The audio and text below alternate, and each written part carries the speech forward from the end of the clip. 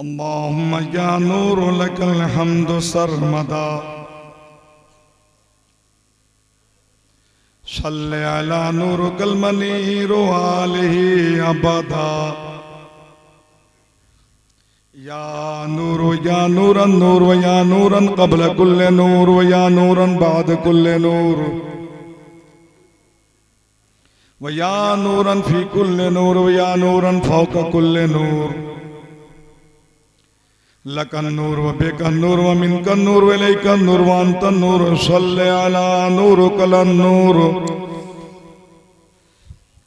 व आली सूरजिल क़ुरर व सहबिहिल मसाबिहुज़ ज़ुहर सलातन तजअल लना बिहा व फी क़ुलूबिना नूरा व फी सुदूरिना नूरा व फी वजूहिना नूरा व फी क़ुबूरिना नूरा आमीन या नूरुल हक़्क़िल मुबीन। अम्मा बाद फ़ौज़ बिल्लाहि मिनश शैतानिर रजीम बिस्मिल्लाहिर रहमानिर रहीम क़द जाअकुम मिनल्लाहि नूरुन व किताबुम मुबीन सदक़ल्लाहु मौलानल अज़ीम व बल्लगनाहु रसूलुहुन नबियुल अमीनुल करीम व नहनु अला ज़ालिका लमिनश शाहिदीन वश्शाकिरीन वल्हम्दुलिल्लाहि रब्बिल आलमीन। सज्जन परशु, धार्मिक मनसू, मुसलमान मित्रों, इस्लामिक पुत्रों, सच्चाई के पसंद करने वालों, मजहब के फिदाइयों, इस्लाम के शहदाइयों, शरीयत मोहम्मदिया के पासबानों, अहले इस्लाम के नौजवानों, अबनाए मुस्लिमीन के नौनिहालों, बुयूते मोमिनीन के सीनत बख्श इज्जत माँ बहनों बेटियों, ज़वील एहतराम मुक़द्दस उलमाए किराम, सबसे पहले आइए हम और आप निहायत अक़ीदत मोहब्बत के साथ हुजूर पुरनूर शाफ़ी यौमुन नशूर हबीब रब्बे गफूर हम सुन्नियों के दिल के सुरूर सुभान अल्लाह सुभान अल्लाह यानी नूरुन अला नूर अनीसे बेकसा चार साज़े दर्दमंदा फखरे रसूला सयाहे लामका नूर की आंखों के तारे कश्ती मिल्लत के खेवन हारे कौनैन में सबसे अनोखे सबसे निराले दाई हलीमा के जिगर पारे रब के दुलारे जनाबे अहमद मुस्तबा मोहम्मद अरबी फिदा सल्लल्लाहु ताला अलैहि वसल्लम की बारगाह बेकसपना में मुकम्मल ईमानदारी व बेदारी के साथ बुलंद आवाज में दुरूद पाक पढ़िए। अल्लाहुम्मा सल्ली अला सय्यदिना व मौलाना मुहम्मदिन व अला आलि सय्यिदना मौलाना मुहम्मदिन व बारिक वसल्लिम सलातुम व सलामन अलैका सय्यदी या रसूलल्लाह सल्लल्लाहु ताला अलैहि वसल्लम। हृदय में मुस्तफा का यदि प्यार नहीं है, साथ देना पड़ेगा आप, हृदय में मुस्तफा का यदि प्यार नहीं है वह स्वर्ग में जाए कोई आधार नहीं है। नहीं है।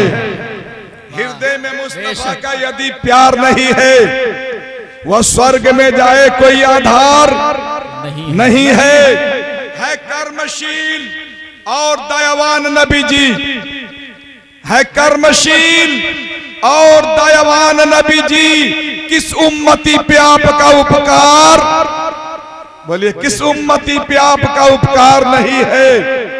और ये उम्मत गुनहगार यदि जाए नरक में, ये उम्मत गुनहगार यदि जाए नरक में ये रहमत आलम को स्वीकार नहीं है। नहीं है। ये उम्मत सुभान अल्लाह सुभान अल्लाह जाए नरक में ये रहमत आलम को स्वीकार नहीं है। सुनिए इस मन से मैं जो पैगाम दे रहा हूं कि उसका कहीं समाज में वैल्यू नहीं कोई, वाह वाह वाह, उसका कहीं समाज में वैल्यू नहीं कोई जो व्यक्ति दुनिया में मिलनसार, आप भी बोलिए ना सर, जो व्यक्ति दुनिया में मिलनसार नहीं है। सुनिए, अंतिम ऋषि तो 14 सदी पूर्व आ गए। अंतिम ऋषि तो 14 सदी पूर्व आ गए। अब आने वाला दूसरा अवतार नहीं है। अब आने वाला दूसरा अवतार नहीं है। अंतिम के माने होता है आखिरी, ऋषि के माने होता है नबी या रसूल। तो कहा गया कि अंतिम ऋषि तो 14 सदी पूर्व आ गए। अब आने वाला दूसरा अवतार नहीं है। सुनिए, जिस घर में पधारे हैं शहंशाह दो जहां। बच्चों को बैठाइए, आप लोग बैठिए, बड़ी मेहनत से आया हूं आप लोग तक, इसलिए कि मंच खाली है, आप ही मेरे साथ देने वाले हैं। अगर आप भी जवाब दे देंगे तो मैं अकेले तन्हा हूं और तन्हा ही रह जाऊंगा। तो जिस घर में पधारे हैं शहंशाह दो जहां, जिस घर में पधारे हैं शहंशाह दो जहां, वैसा कोई संसार में घर बार, और कस के बोलिए, वैसा कोई संसार में घर बार नहीं है। सुनिए, दैरो हरम हो कि कलीसा व गुरुद्वार, दैरो हरम हो कि कलीसा व गुरुद्वार, फरहत कहां रसूल का प्रचार नहीं है। फरहत कहां रसूल का प्रचार नहीं है। माननीय सभापति उस सभा में उपस्थित प्रिय बंधु, हमारा बहुमूल्य समय वही है जो अल्लाह उसके रसूल की याद में व्यतीत हो जाए। सर्वप्रथम मैं बंधु हाता के नौजवानों को धन्यवाद देता हूं, जिन्होंने आज के इस धार्मिक समारोह का आयोजन करके अल्लाह उसके रसूल के उपदेशों को सुनने और सुनाने का अवसर प्रदान किया। और उनको भी जो विभिन्न स्थानों से आकर इस पवित्र सभा में सम्मिलित हुए। चुप बैठो, नातखानी हो रही थी, सब खामोश थे, तकरीर शुरू हुई, आप लोगों ने नहीं सुनना चाहते हैं, चुपचाप बैठो। तो उनको भी मैं मुबारकबाद पेश करता हूं, जिन्होंने आज के शुभ कार्यक्रम में अपना योगदान किए। फिर बंधुओं, पैगंबर आज़म सल्लल्लाहु अलैहि वसल्लम का जन्म दिवस मनाना या जलसे व जुलूस या उर्स के रूप में उनके पवित्र चरित्रों को वड़ुर करना हमारे लिए अवश्य लाभदायक एवं मुक्ति का साधन है। यह हम सबों के लिए गर्व की बात है कि हम एक ऐसे पवित्र सभा में उपस्थित हुए हैं जिसमें अल्लाह के आदरणीय फरिश्ते शामिल होते हैं। हम अपने रब से प्रार्थना करते हैं कि इलाहुल आलमीन हम सबों को उपस्थितियों को स्वीकार करे एवं आज के इस पवित्र सभा को हमारे लिए मुक्ति का साधन बनाए। कहिए आमीन। हजरात, बहुत नाते आपने सुनी है, सरे शाम से अब तक सिर्फ नाते खानी हुई है, कोई तकरीर नहीं हुई है। एक से एक बुलबुल चाहते हुए आए, पढ़ के चले गए। अगर अनुमति आप लोग दें तो मैं भारतीय जबान में नबी की नात पढ़कर सुना दूं। आप लोग बोल नहीं रहे। मैं उत्तर प्रदेश का रहने वाला हूं। हमारे यहां अभी इलेक्शन का जो मामला आया, तो हमारी कौम दो कबीले में बट गई। क्या हुआ? कुछ लोग हाथी पे सवार हो गए और कुछ लोग साइकिल को पंचर कर दिए। ऐसा मत कीजिए, आप दीवाने नबी हैं, नबी की मोहब्बत में बैठे हैं।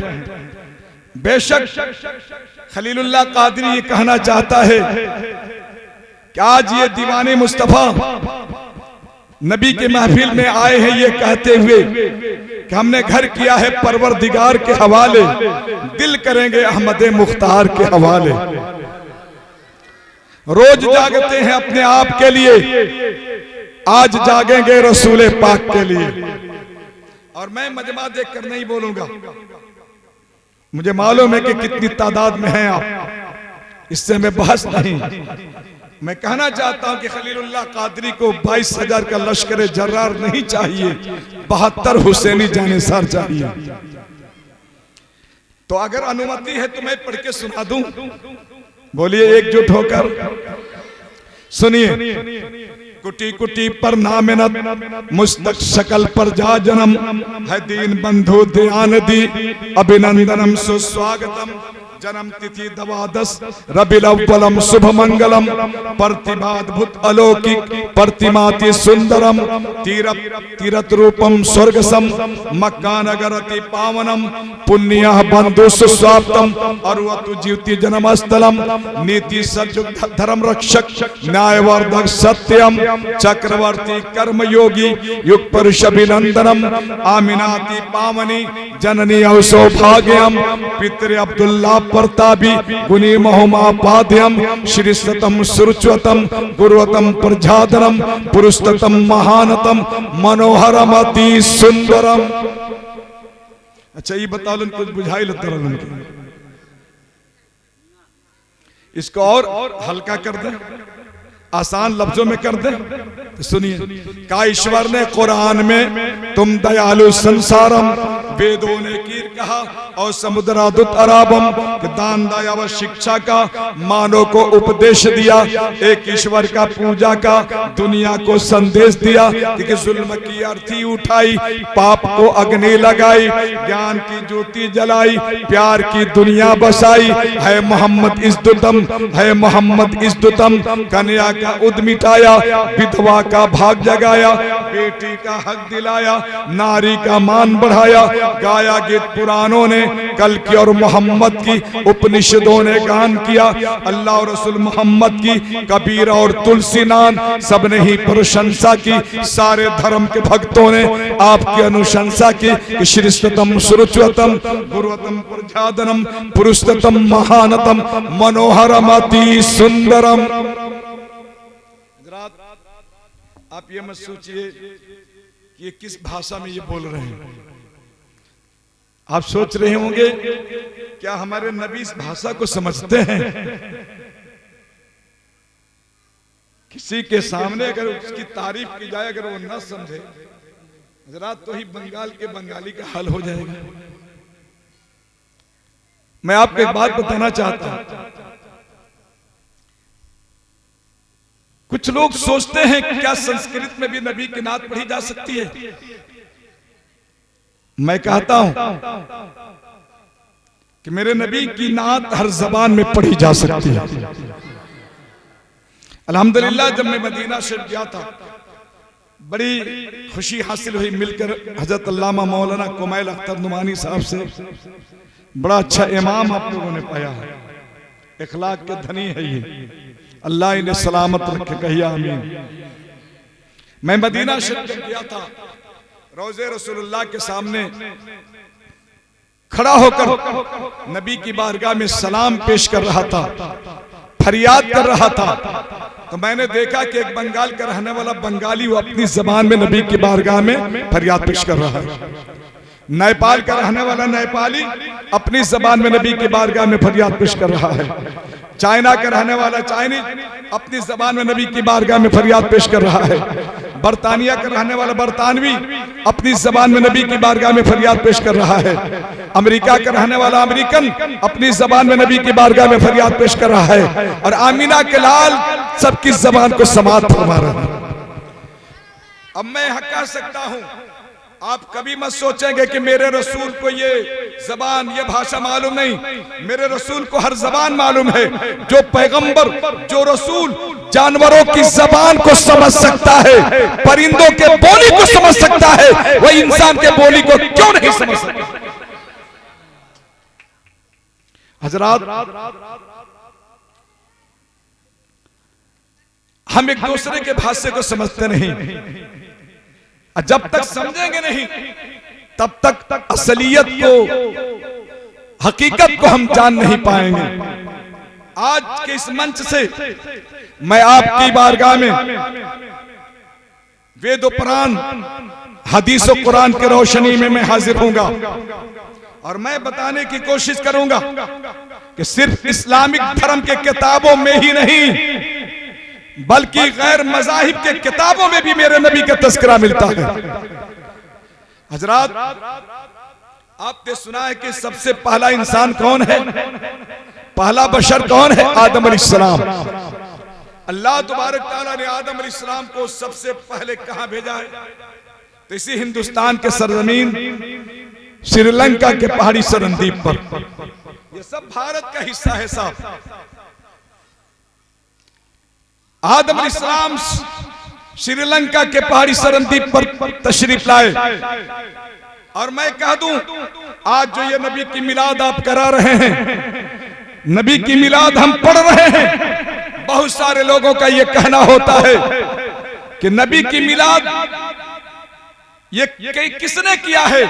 मैं कहता हूं कि सुनो, सबसे पहली बार नबी की मिलाद अगर किसी धरती पे पढ़ी गई है तो वह हिंदुस्तान के सरजमीन श्रीलंका के पहाड़ी सरनदीप है, जहां आदम अलैहिस्सलाम के सामने जिब्रील अलैहिस्सलाम ने पढ़ी है। यही वजह है कि पूरे दुनिया में अगर देखा जाए तो सबसे ज्यादा अगर मिलादुन नबी का जलसा अगर कहीं होता है तो हिंदुस्तान के सरजमीन पे होता है, क्योंकि सबसे पहली मिलाद इसी धरती पे पढ़ी गई है। और ये भी मैं बताना चाहता हूं, सुन लीजिए कि अल्लाह तबारक ताला ने आदम अलैहिस्सलाम को जब इस दुनिया में भेजा तो 7 लाख ज़बानों का इल्म अता फरमाया। जमीन पर जितने भाषाओं का प्रयोग होने वाला था, जितनी जबानें बोली जाने वाली थी, अल्लाह तबारक ताला ने तमाम जबानों का इल्म हजरत आदम अलैहिस्सलाम को दे दिया कि आदम, अगर तू अपनी औलाद की जबान नहीं समझेगा तो बाप कैसा? मेरे नबी जब इस दुनिया में तशरीफ लाए, अल्लाह तबारक ताला ने फरमाया कि महबूब, आदम को सबका बाप बनाया, आपको सबका रसूल पाक बनाया। आपको भी 7 लाख ज़बानों का इल्म मैं दे रहा हूं। तो पता ये चला कि 7 लाख ज़बानों के इल्म में जहां अरबी, फारसी, सुरियानी, इब्रानी ज़बानें हैं, वहीं हिंदी और संस्कृत भी ज़बान है। इससे पता चला कि जमीन पर जितनी ज़बानों का प्रयोग होने वाला था, जितनी भाषाएं बोली जाने वाली थी, तमाम ज़बानों का इल्म अल्लाह ताला ने आदम अलैहिस्सलाम को भी अता फरमाया और मेरे नबी जनाबे मोहम्मद रसूलुल्लाह को भी अता फरमाया। अब मैं आगे बढ़ना चाहता हूं ये कहते हुए कि आदम अलैहिस्सलाम के 40 बच्चे पैदा हुए। अल्लाह तबारक ताला ने उनमें आखिरी बेटे को नबी बनाया, जिनका नाम शीस अलैहिस्सलाम था।